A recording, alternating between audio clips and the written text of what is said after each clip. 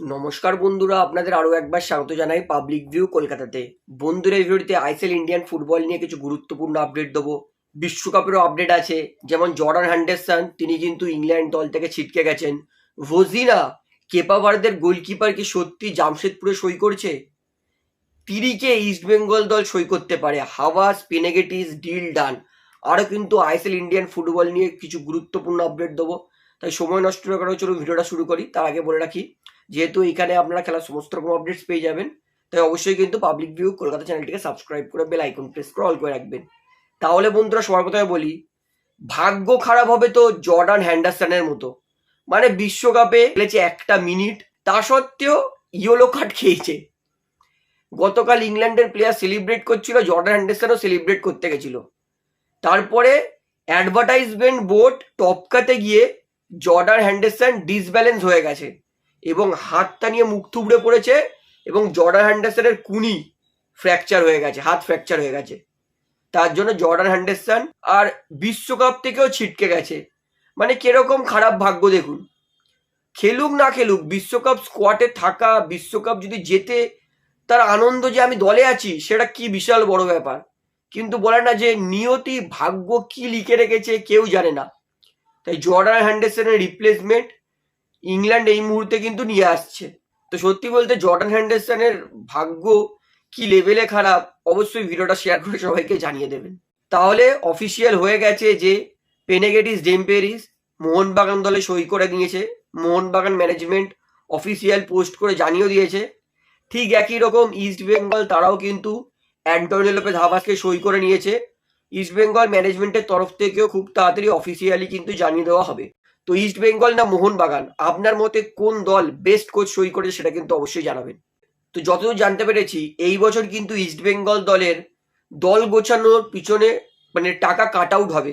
Last season যেমন ইস্টবেঙ্গল দল nearly 40 কোটি টাকার দল গঠন করেছিল, এই বছর কিন্তু সেটা হবে না। ম্যাক্সিমাম এই বছর কিন্তু 30 কোটির আশেপাশে কিন্তু ইস্টবেঙ্গল দল গঠন হবে।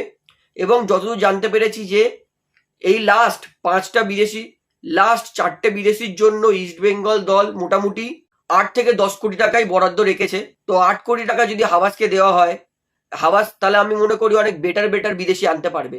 জনি কাউকো 1,20,00,000 টাকা দিয়ে মোহনবাগানে হাভাস নিয়ে এসেছিল, কত ভালো প্লেয়ার। ডেভিড উইলিয়ামস 2 কোটি টাকা, কত ভালো খেলেছিল।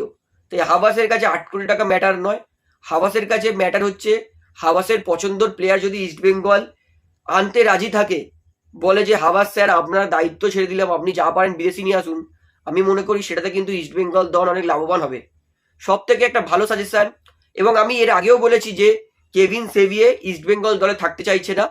কেভিন সেভিয়ের টাকা বেশি ডিমান্ড করছে এবং অস্কার ব্রুজো কিন্তু কেভিনকে নিজের সঙ্গে নিয়েও যেতে চাইছে।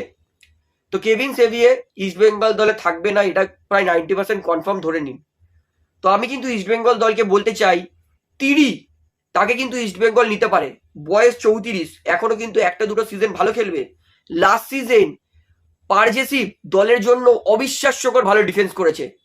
একসময় পারজেসিভ তারা পয়েন্টস টেবিলে 8 নম্বরে গড়াগড়ি খাচ্ছিল।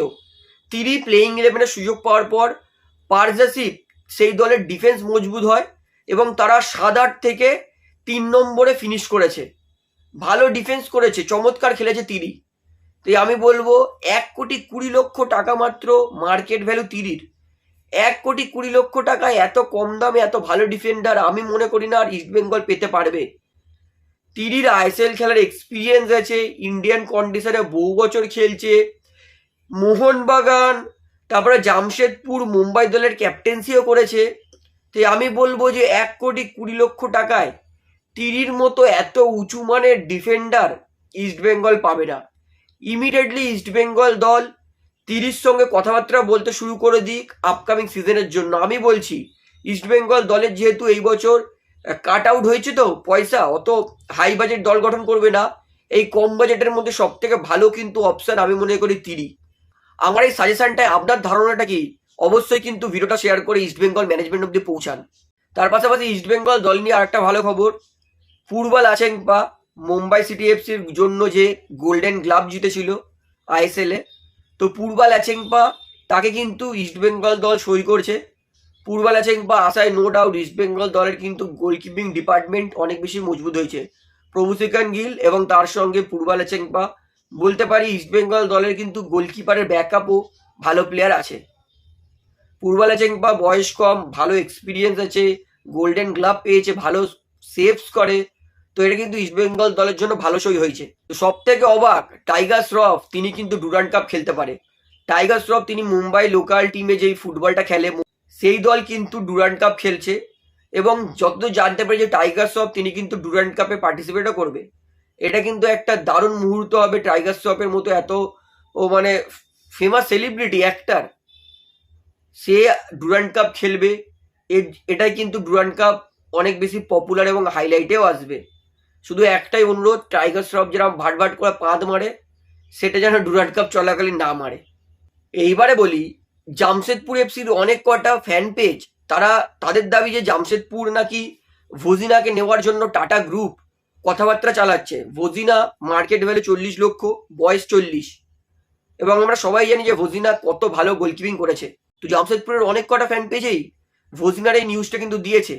তবে অনেস্টলি বলছি, আমি খোঁজবিন করে যেটা জানতে পেরেছি, ভজিনা জামশেদপুরের এই নিউজটা ফেক, এর মধ্যে সত্যতা নেই। ভজিনা কিন্তু তিনি সই করতে পারেন ব্রাজিলিয়ান লিগের ক্লাব অ্যাটলেটিকো গিয়োমনসে, অর্থাৎ ব্রাজিলিয়ান লিগে কিন্তু ভজিনা কিন্তু খেলতে পারে আপকামিং সিজন।